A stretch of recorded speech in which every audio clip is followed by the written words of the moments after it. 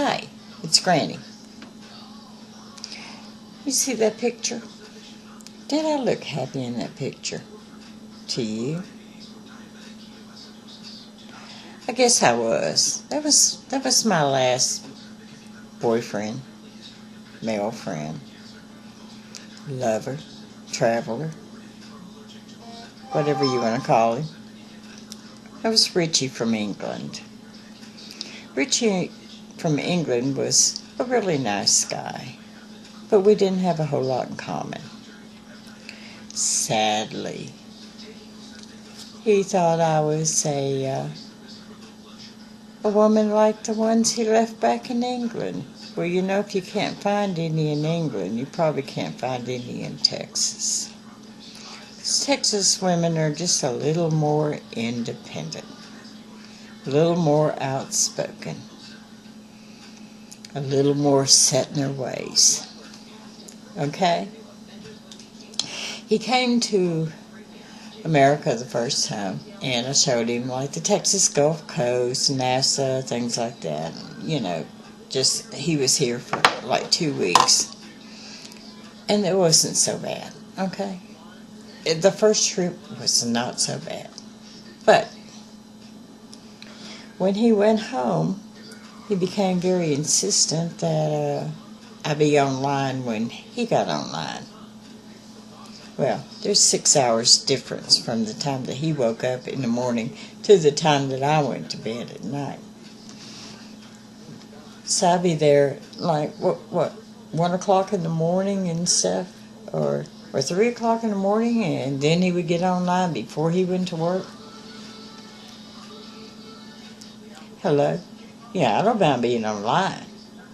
I was playing games and everything, but he'd want to know who you were playing with, da-da-da. Or could he pop in while I was playing a game so he could like spy to make sure, you know, no weird conversations were going on or something. I don't know. I don't know what his insecurity was. But anyway. So second time he came, we decided to go where that picture was made, to the Grand Canyon. Okay. So this is like almost 1,300 miles from Houston, Conroe, Texas, that area. Okay? That's a long trip to take with anybody. I should have took Cooper.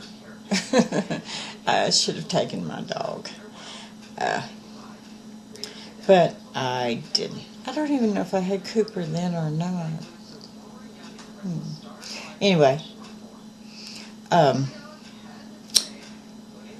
many times I thought about leaving him at the store. You know, hopping out, throwing his bag out of the trunk and hauling back. But I didn't. We got to the meteor crater there in Winslow. I was hoping he wasn't going to try to go down into the crater.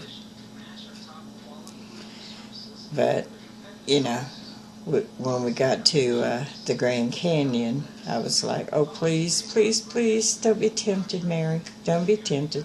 So I wasn't. I knew he couldn't fly.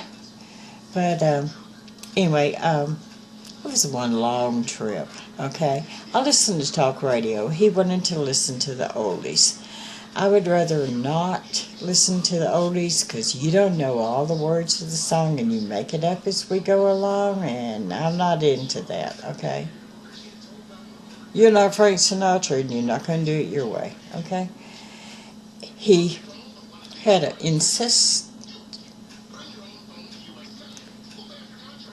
continuous runny nose. He would turn red and start sweating at 56 degrees. Okay.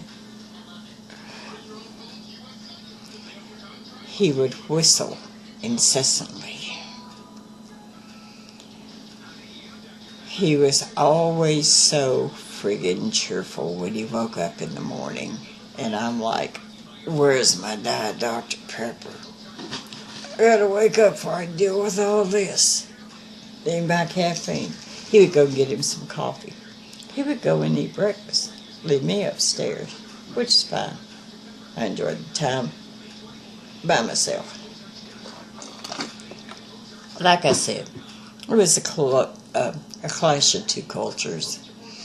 He thought of all Americans as being like subjects of England, being that most of our ancestors came from England or Europe or Mexico. He thought we all belonged to them still, or that England is the greatest country ever. It's so old and historical. Well, you know what? We're over 200 years old, and we're damn historical too. The world looks up to us, or the world looks down on us. We don't get everything perfect, but you know what? We broke away from England, and that was the best thing we ever did. Because we don't need a figurehead. We need a government. We don't need wig-wearing people. Although we have a lot of those. They're called celebrities. So, anyway, like I said, it was a culture clash. We really had zero in common. His driving terrified me. Because, he, back in England, drove from the passenger side of the car. Even when I was in England, his driving terrified me, and I had no choice then. So, I don't know. It's, Jeopardy's coming on. Gotta see how good James does. Will he beat $1 million today? So anyway, I know it works for some people. Long, like 90-day engagement things, but this never went that far.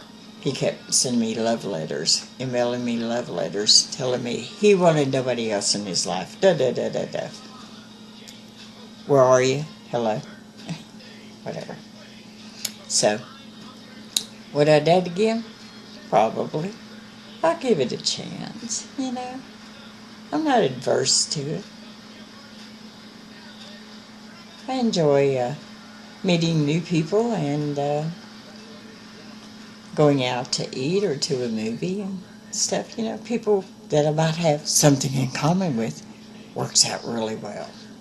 So anyway, if you're a single man out there in your 60s, give me a call. This is Granny. Bye. Richie, you don't need to call, okay? Enough's enough. Enjoy your Yorkshire pudding.